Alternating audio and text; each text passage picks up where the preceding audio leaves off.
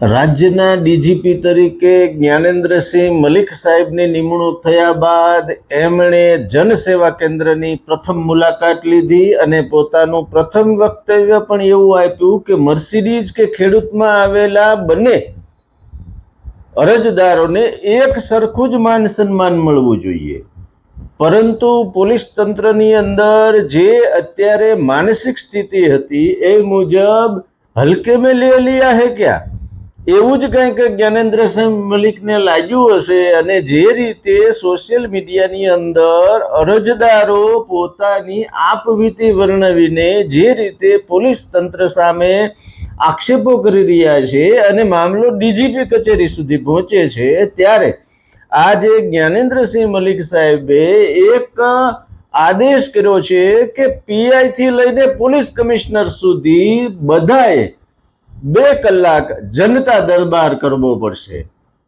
બહુ મોટી વાત છે અને જ્ઞાનેન્દ્રસિંહ મલિક સાહેબે જે રીતે આખા પરિપત્રનો ઉદ્દેશ્ય સ્પષ્ટ કર્યો છે એના ઉપરથી લાગે છે કે હવે પોલીસ સ્ટેશનમાં જ મોટા ભાગના બનાવો જે છે એમાં ન્યાય મળશે. બીજી તરફ મેયરથી લઈને મુખ્યમંત્રી સુધીની સફર જે છે એ કેટલી કઠિન હોય છે એવું રાજકોટના નવનિયુક્ત મેયર નેહલ શુક્લ માટે કદાચ થઈ રહે એવું લાગી રહ્યું છે, કારણ કે શુભેચ્છાથી સમસ્યા સુધીનો જે આખી આ સફર છે એનો અનુભવ હવે એમને થઈ રહ્યો છે કે ગામની કોઈ એક શેરીમાં ડોળું પાણી આવે છે એના પણ જે છે એમણે ખુલાસા કરવા પડે છે. જન્મ મરણ નોંધણી દાખલા વિભાગની પણ જે કાંઈ આખી વાત છે એમાં અધિકારીઓનું અને જે કાંઈ આખું તંત્ર કામ કરે છે એ સપાટી ઉપર આવી ગયું છે. આજે આ 2 મુદ્દા પર વાત કરવી છે. નમસ્કાર, ઇવનિંગ પોસ્ટ ન્યૂઝના ડિજિટલ પેજ ઉપર હું છું આપની સાથે કુમાર.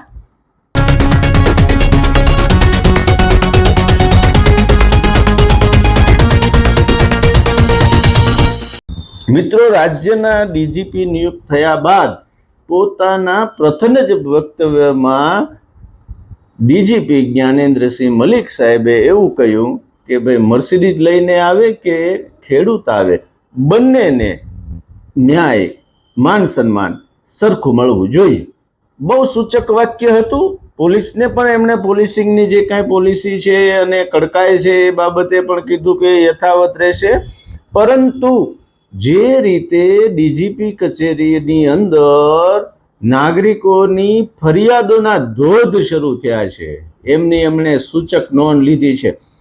જનસંપર્ક કાર્યાલયની મુલાકાત લઈને એમણે એક સૂચક પોતાનો ઈરાદો વ્યક્ત કર્યો હતો કે ભાઈ આ સ્થાન એવું છે કે જ્યાં લોકોને તાત્કાલિક જે મુશ્કેલી પડી છે અને ફરિયાદ લઈને તમારી પાસે આવે છે, આવા બધા વાતનું નિરાકરણ માટે ડીજીપી શ્રીએ એક આદેશ કર્યો છે જેમાં પીઆઈ થી લઈને પોલીસ કમિશનર સુધી બધાએ દરરોજ 2 કલાક જનતા દરબાર કરવાનો છે. જનતા દરબારમાં જે કાંઈ જે તે શહેરના પ્રશ્નો છે એમાં પીઆઈ દરરોજ સાંજે 4 થી 6 અને સીપીએ બપોરે 12 થી 2 જનતાના પ્રશ્નો ફરજિયાત સાંભળવાના જ રહેશે.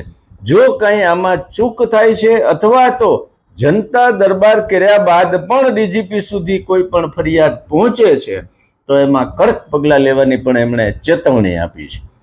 અત્યારે જે રીતે રીલ પોલીસ થઈ છે, સિંઘમ બતાવાઈ રહ્યું છે, એની સામે પણ એમનો આ ઈશારો હોય એવું લાગી રહ્યું છે કે રીલ પોલીસ નહીં, રિયલ પોલીસ જે છે કે જે પ્રજાના માટે છે, પ્રજા અને પોલીસ વચ્ચે જે કાંઈ એક ખાઈ ઊભી થતી રહી છે એ ખાઈ દૂર કરવાનો એમનો આ પ્રયાસ હોય એવું અત્યારે તો લાગી રહ્યું છે. પરંતુ ગુનેગાર છે એ રીઢો ગુનેગાર ન બને અને જે કાંઈ એમને પોલીસ સ્ટેશનમાં જો એમને કોઈ પણ પ્રકારની રાહત નથી મળી અથવા તો સંતોષ નથી થયો તો એ સીપી સુધી પણ દરરોજ પહોંચી શકે છે એવી વ્યવસ્થા ગોઠવીને એમણે ડીજીપી તરીકે એ કંઈક અલગ કરશે એવું અત્યારે તો લાગી રહ્યું છે. મેઇન વસ્તુ એ છે કે જે રીતે સોશિયલ મીડિયાની અંદર જે કાંઈ પોલીસ તંત્રના જે કાંઈ કામથી નારાજ થયેલા છે અથવા તો કોઈને મુશ્કેલી છે અને જે રીતે સોશિયલ મીડિયામાં પોતાની પીડા વ્યક્ત કરે છે વિડીયો દ્વારા, એના ઉપર પણ ડીજીપી શ્રીએ થોડુંક ધ્યાન આપી અને ત્વરિત પગલાં લેવા જોઈએ એવી પણ એક જનતાની અપેક્ષા છે. બીજી તરફ રાજકોટના નવનિયુક્ત મેયર એવા નેહલ શુક્લએ પણ ચાર્જ લીધા બાદ લગભગ એમ કહી શકાય કે એમણે તંત્રની બધી જ માહિતીઓ ઉપર કામ કરવાનું શરૂ કર્યું. જન્મ મરણ દાખલા વિભાગમાં પોતાની એન્ટ્રી પાડીને જે રીતે એણે આ એક આદેશ કર્યો, ડેપ્યુટી કમિશનરને સ્થળ ઉપર બોલાવ્યા અને અરજદારોના પ્રશ્નો જે રીતે ઉકેલવા એમણે સૂચના આપી, ત્યારે એવું લાગતું હતું કે ભાઈ કંઈક આની અંદર હવે તંત્રમાં તરવરાટ આવશે. પરંતુ ચાર્જ સંભાળ્યાના 10 દિવસ બાદ પણ કોઈ પણ પ્રકારની પરિસ્થિતિમાં સુધારો જોવા મળ્યો નથી.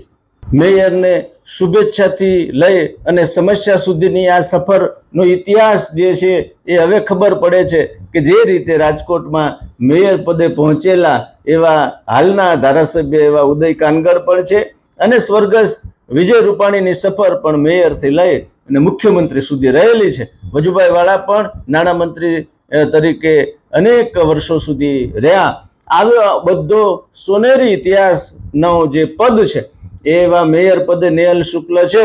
ત્યારે હવે ગામની શેરીઓમાં ગંધાતા પાણી કે દૂષિત પાણીનો એક જે વિડીયો જે છે એ સતત હવે ચાલુ થયા છે. ત્યારે એમ લાગે છે કે જે શુભેચ્છક હતા અને જે બુકેની પાછળ જે લાગણી હતી એ રાજકારણમાં નેહલ શુક્લએ પણ હવે સમજવી તો પડશે. સાંઢિયા પુલનો જે કાંઈ વર્ષોથી જનતા ત્રાસ પામી રહી હતી એમાં પણ એમણે જે છે ત્રુટીઓ બાબતે તંત્રનું ધ્યાન દોર્યું અને 8 દિવસ જે છે એ બધું સમારકામ ચાલ્યું અને એમણે જે મ્યુનિસિપલ કમિશનર સાથેની મુલાકાત લઈ અને આજે એવી જે જાહેરાત કરવામાં આવી છે કે ભાઈ હવે 13મી તારીખે જે છે એ સાંઢિયા પુલનું વિધિવત રીતે લોકાર્પણ રાજ્યના માનનીય ડેપ્યુટી સીએમ અને રાજકોટમાં જે ખૂબ જ લોકપ્રિય છે એવા ભાઈ શ્રી હર્ષભાઈ સંઘવીના વરદ હસ્તે કરી દેવામાં આવશે. આમ રાજકોટની આ જે વાત છે કે ભાઈ મેયર પદ જે છે એ મોટા મોટો હોદ્દો છે પણ એ કાંટાળો તાજ પણ છે.